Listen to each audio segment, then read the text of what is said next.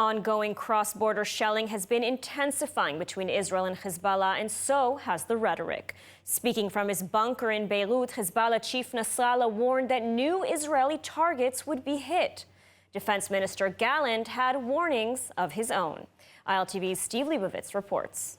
Appearing on a big screen to supporters still too fearful for his life to come out of his bunker, Hezbollah leader Hassan Nasrallah stepped up the rhetoric by vowing to hit new targets in Israel amid what he claims has been a spike in the number of non-combatants killed in Lebanon in recent days. في استهداف المدنيين سيدفع المقاومة إلى إطلاق الصواريخ واستهداف مستعمرات جديدة لم يتم استهدافها في. Nasrallah warned that Hezbollah will hit Israeli targets not yet targeted, and warned that if Israeli tanks cross the border, they would all be destroyed. Visiting the northern border, Defense Minister Gallant responded with a message of his own, saying Israel can begin its offensive in Lebanon in an instant. Gallant explained, our main effort is now facing south, but a change in direction to the north will be quick, surprising, and very sharp. Gallant added that Israel is approaching a decision-making crossroad. We are waging a limited war in the northern region. We're using a small part of the IDF power here, but things can change in a second. It can also happen as a result of Hezbollah's actions. And the hostage for ceasefire agreement appears to be hanging in the balance, with pressure building on Prime Minister Netanyahu to reach an agreement before his trip to Washington next week. ILTV's Steve Leibovitz has the details. Mossad Chief David Barnea reportedly told a security cabinet meeting that young female hostages held by Hamas do not have time to wait for a new hostage deal framework. It was not clear why Barnea focused specifically on the women. An Israeli delegation has arrived in Egypt to continue mediated ceasefire talks toward a phased deal that would halt the fighting and free about 120 hostages, living and dead. In the Knesset, opposition leader Lapid appealed with the Prime Minister to complete the deal now. אם לא תעשה את זה, אל תיסע לוושינגטון. סע לקטר, סע לקהיר.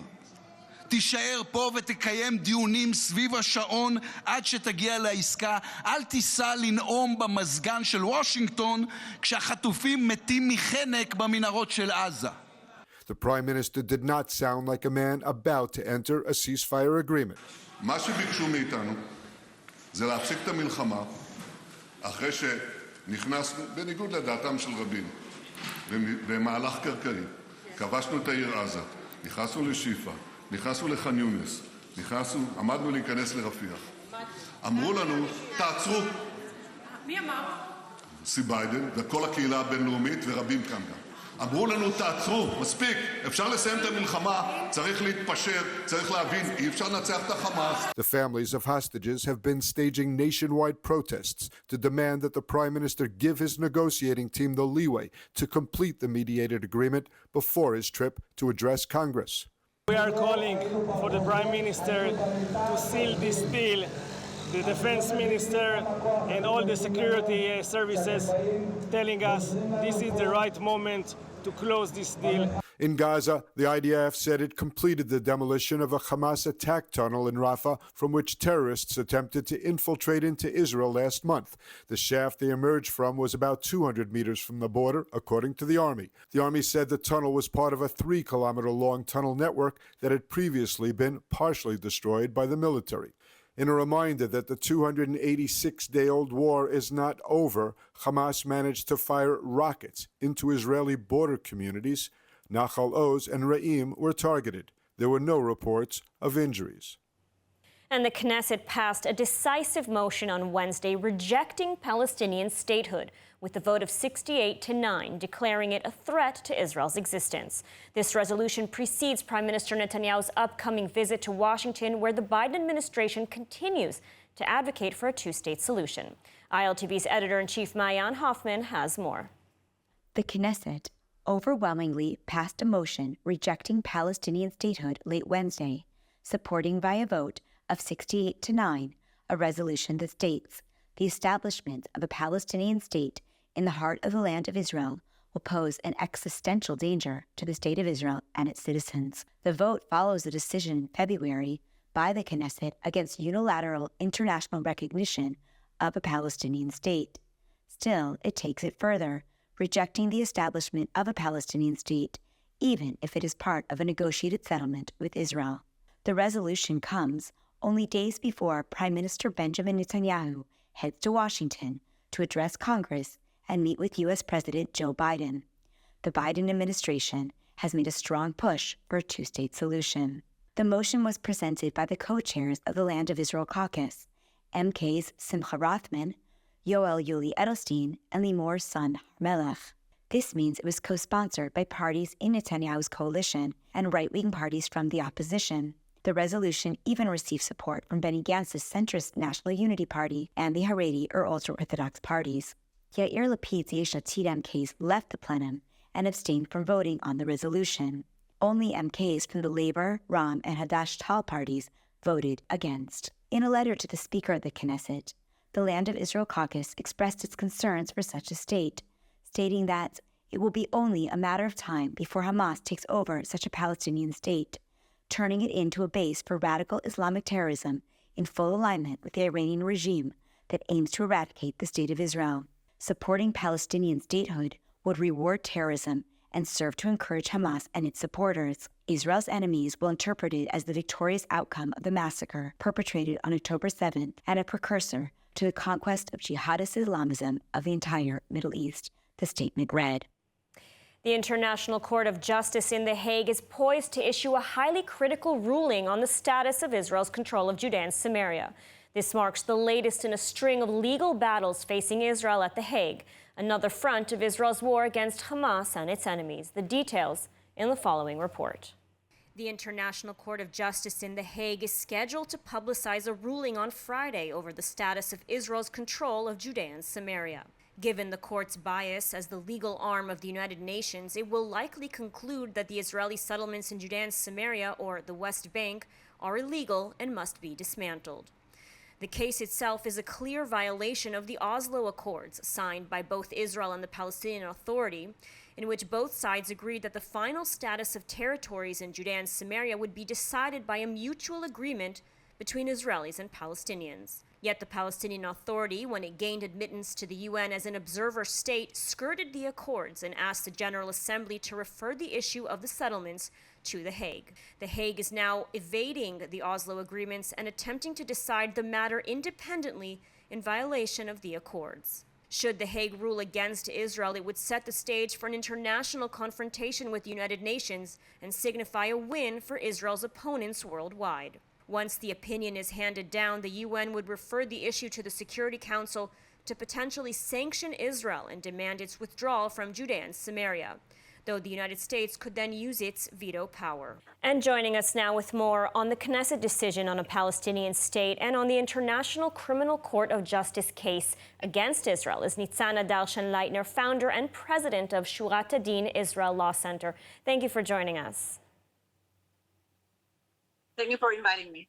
So I want to start with the Knesset ruling late last night. This is quite a message from Israel's parliament, both from the coalition and the opposition, rejecting a Palestinian state because it would pose an existential threat to the state of Israel. I mean, what's your take on this decision?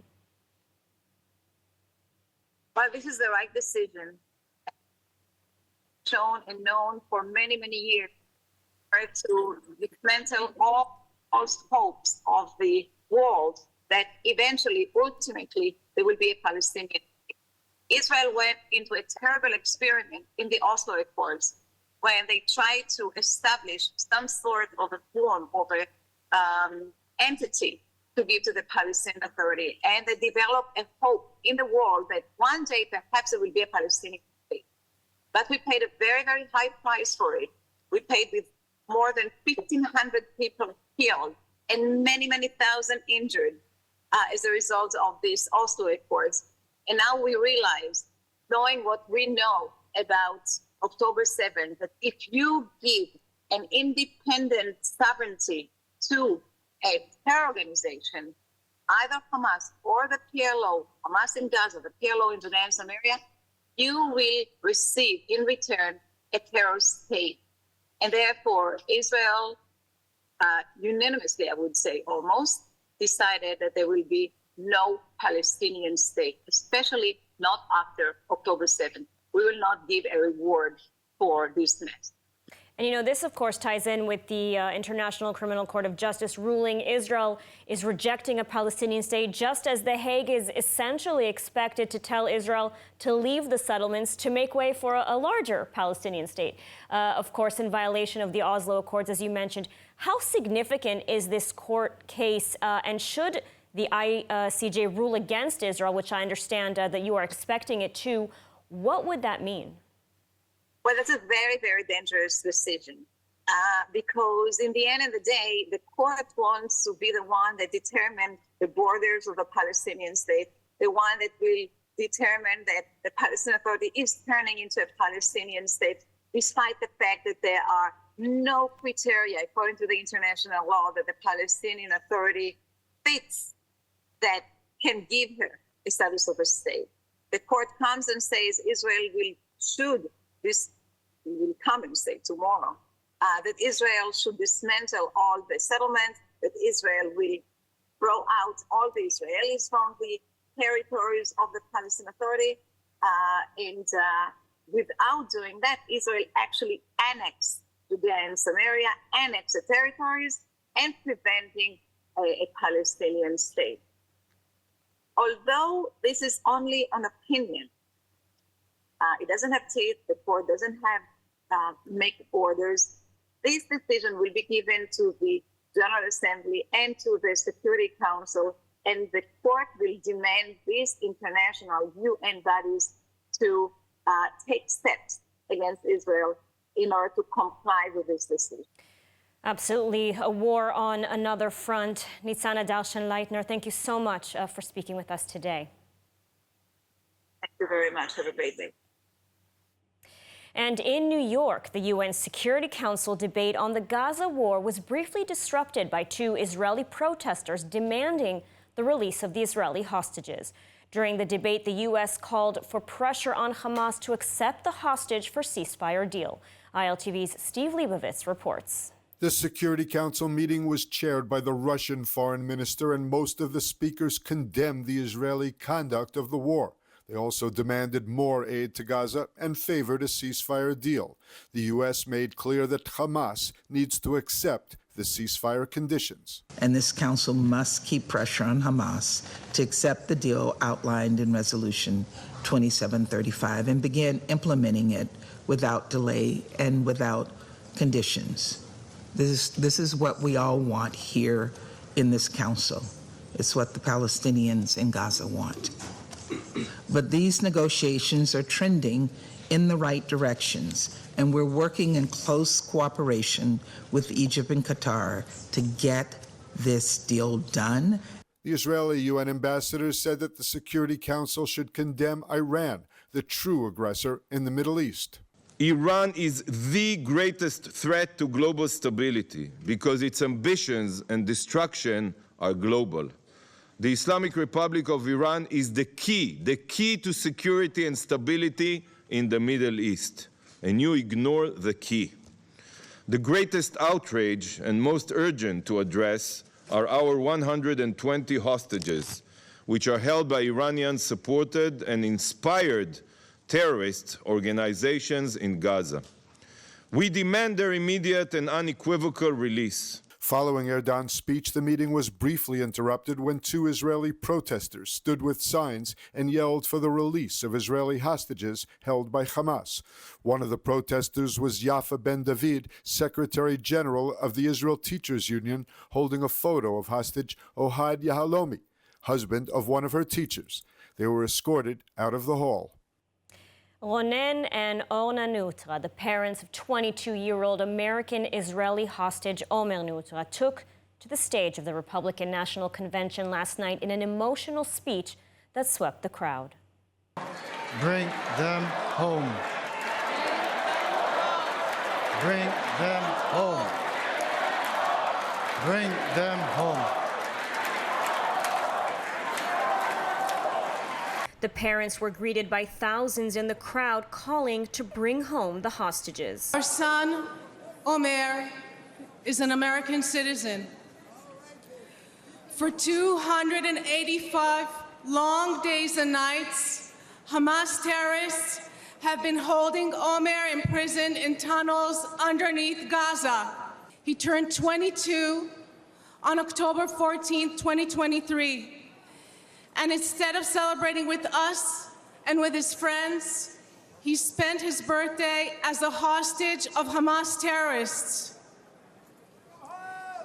Imagine, over 9 months, not knowing whether your son is alive, waking up every morning, praying that he too is still waking up every morning, that he is strong and is surviving. Omer is one of 8 Americans and one of 120 hostages being held by Hamas for 286 days now. During the brutal October 7 attack on Israel, over 1,200 people were slaughtered. Of them, 45 were American citizens. Where is the outrage? Where is it? This was not merely an attack on Israel. This was and remains an attack on Americans. Ronen also revealed that former President Trump called them personally after October 7th. President Trump called us personally right after the attack when Omer was taken captive. We know he stands with the American hostages. We need our beautiful son back. And we need your support. 8 American hostages from 24 different countries. Where is the outrage? And now a word from Sheba Tel Aviv. Since the Hamas attacks on October 7th, American Friends of Sheba Medical Center has stepped up in an extraordinary way. They've raised more than $35 million, ensuring the victims of the massacre and the soldiers who are fighting for Israel continue to receive life-saving treatments and rehabilitation. American Friends of Sheba has arranged for more than 150 volunteers to travel to Israel, providing critical support to the nation's largest and most comprehensive medical center. Be a part of the Sheba. Stand for health. Stand for Israel. Donate now. And now, with anti-Semitism rising globally and the BDS movement on trend, now more than ever, it's important to show support to Israeli brands and artists. And you can now show your support by scanning the QR code on the screen. And joining me here in the studio is ILTV's Ariella Lechiani to hear about Judaica Web Store, a leading retailer of Judaica. Ariella, thanks for joining us. Thank you for having me. So tell me about Judaica Web Store and what sets them apart from, the other Judaica stores out there. So Judaica Web Store, as you said, is a leading retailer of Judaica, founded over 20 years ago by Ran and Arik, and their mission is to showcase the best of Israel. So they do that by providing a wide variety of products that really highlight Israeli artistry and culture. And they pride themselves in not just limiting themselves to Judaica or traditional items of Judaica, but jewelry, artwork, home decor, even Dead Sea cosmetics. And what sets them apart is that by sourcing their products directly from Israel, they're not only supporting Israeli businesses, but they're also providing a platform for their consumers to do the same, whilst also receiving exceptional quality of product. So promoting Israeli products, really an incredible initiative. But, how are they navigating the challenges with the BDS movement that we're seeing today? The war in Gaza, it can't be easy to do that. So the BDS movement, of course, poses a challenging environment, but Judaica Web Store has taken that as an opportunity to really reaffirm their support and solidarity with Israeli brands and businesses. And as I said before, in them doing so, it's also providing other people, consumers, to do the same, which I think now more than ever people want to do. It's always important to support Israeli businesses, but now with the BDS movement becoming a trend, really, purchasing products from Israeli businesses is more meaningful than ever. And it's a win-win because, you're showing your support, you're standing with Israel, and you're also receiving beautiful products. And so how does Judaica Web Store, how do they sort of collaborate with Israeli artists, suppliers? So Judaica Web Store works very closely with renowned Israeli businesses, artists, brands, and by doing so, they're ensuring that their product range is consistently vibrant, up to date, fresh, reflective of Jewish culture. And also by fostering and nurturing these collaborations and relationships, they are ensuring that their customers get the most exclusive products. And now I see that you've brought a range of their products here with you. Why don't you tell us a little bit about what you've brought? Okay, so this is just a few of many. Here we have the Shabbat candlesticks, carved from Jerusalem stone with the 10 Commandments in between. A mezuzah, also from Jerusalem stone. We have the shofar, we have the Kiddush cup, which is one of my favorites. The vibrant jewels against the silver I love. And if you look carefully, it's scenes of Old Jerusalem, which I think is so nice. Beautiful. Yeah. We have Talit here by Yair Emmanuel. Beautiful bar mitzvah gift. I saw that Talit, and my son is going to have a bar mitzvah next year, so I mean, I was just eyeing that. So that's maybe really you can beautiful. Take it after that. And then here we have a Tanakh, which has been translated into English by top biblical scholars, including Rabbi Jonathan Sachs. So, wow. And this is just a few of many, as I said. So there's something, they have something for everyone, every occasion. It's a great site. All right, well, thank you, Ariella, for joining us today and for showcasing these beautiful Israeli products. Oh, my pleasure. Thank you for having me. And have a look. Whether you're treating yourself or someone special to you, there's something there. Yes, and you can scan the QR code on the screen now. And here is a story that warms the heart. An Israeli youth choir made up of Jews and Arabs has advanced in a popular music competition, showing that peace is possible. The Jerusalem Youth Choir, composed of Israelis and Palestinians, has advanced through the audition round of America's Got Talent. This week, they sang a rendition of Philip Phillips' Home, moving judges with their performance.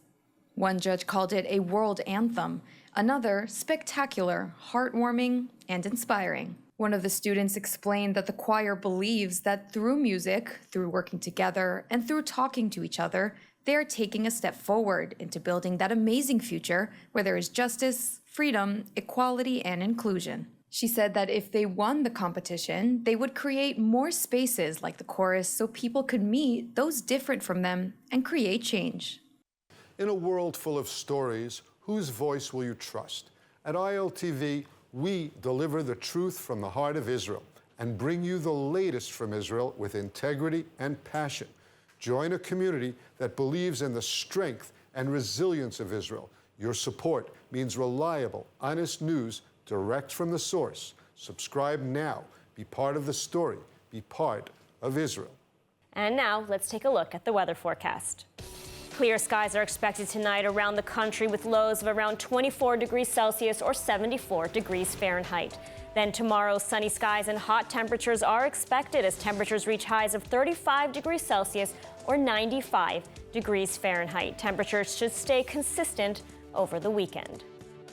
And that's a wrap for today's news. For the latest updates from Israel on all your devices, be sure to follow our ILTV channel, subscribe to our newsletter, and explore our website, iltv.tv. Stay informed with the latest news straight from the heart of Israel. I'm Ladar Gravelazi. Be well, stay safe, and thank you so much for watching.